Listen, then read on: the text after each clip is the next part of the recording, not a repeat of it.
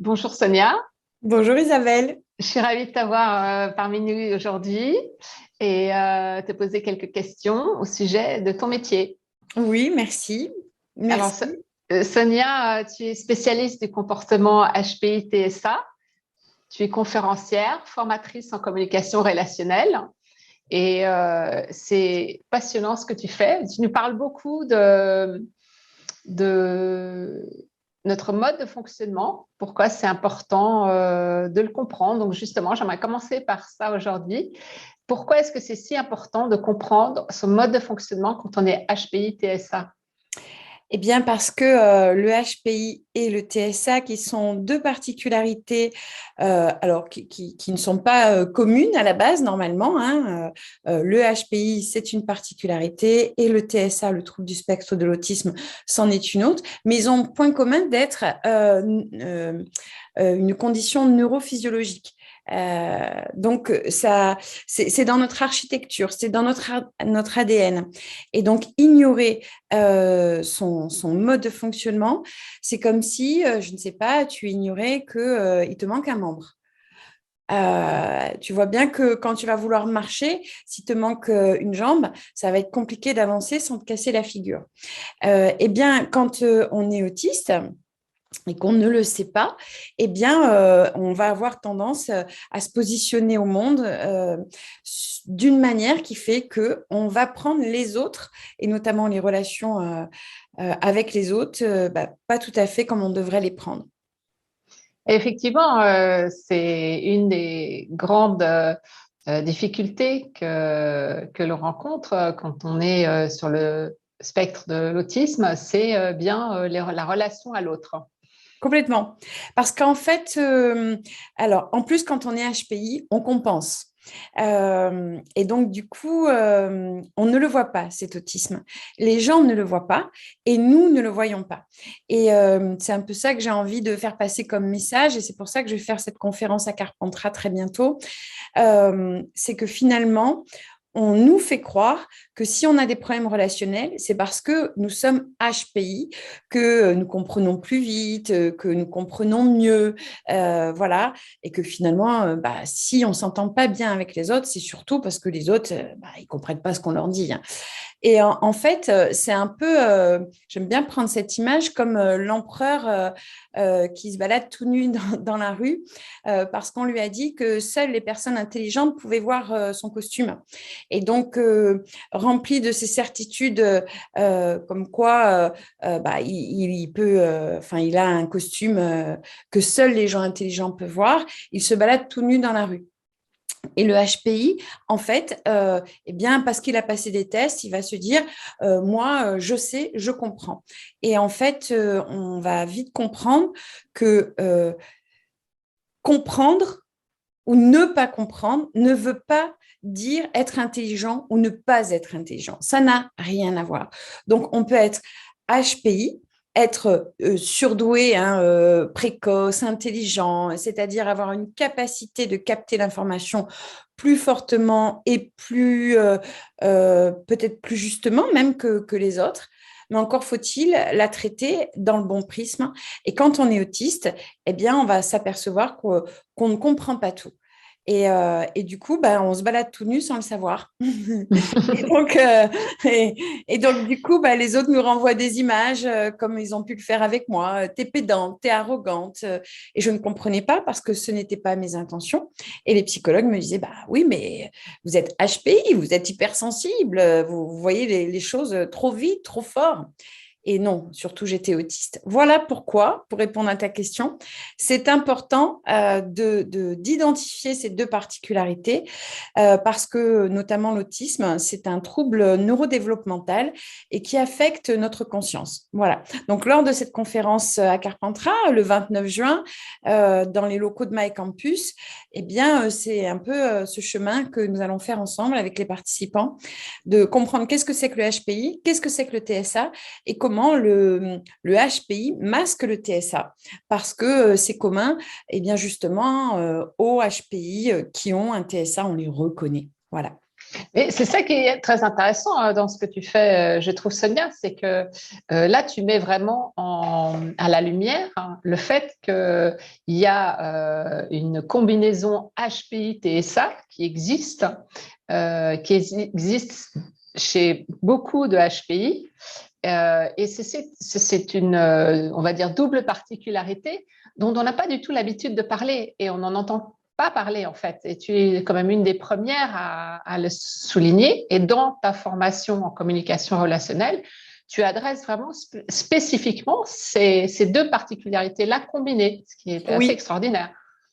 alors oui, alors c'est vrai que c'est novateur dans le sens où jusqu'à présent, l'autisme a plutôt été étudié, alors il a été étudié par les généticiens, par les médecins, par les psychiatres, les psychologues, dans tous les sens, mais plutôt justement sur les personnes qui avaient des difficultés, et notamment les personnes non verbales ou les Asperger, parce qu'on les reconnaît, ils ont un stéréotype. Et en fait, pendant longtemps, on n'a pas penser que les hauts potentiels intellectuels pouvaient être TSA eux aussi.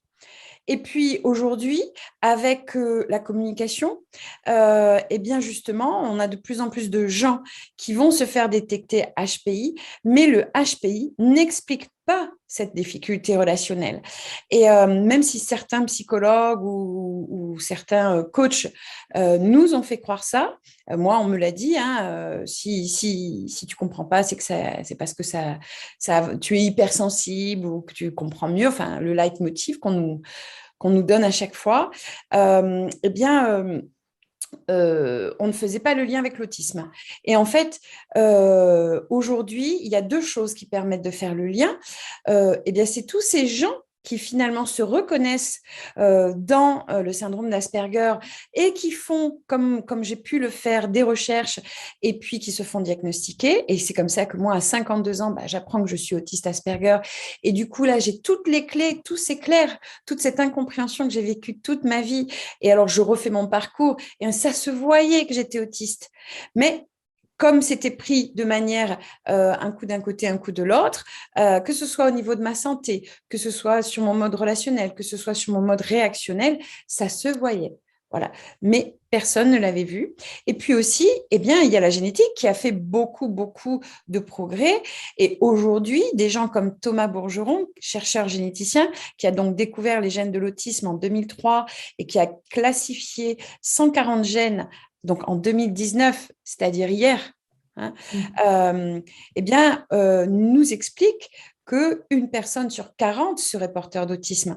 Donc là, il y a une vraie réalité. Et Franck Ramus, qui est le directeur du département neurosciences au CNRS, lui nous dit le HPI n'a pas de problème. Ils ont fait des études sur 500 000 Britanniques. Mais il nous dit aussi attention, parce qu'en fait, il y a quelqu'un qui lui a posé la question en disant c'est quoi le lien HPI-TSA? Et il dit effectivement, aujourd'hui, on le constate. Donc, je suis super contente. Ça fait 1 an que je le dis parce que je le suis. Donc, si je le suis, il y en a d'autres. Voilà. Et il y a une vraie réalité.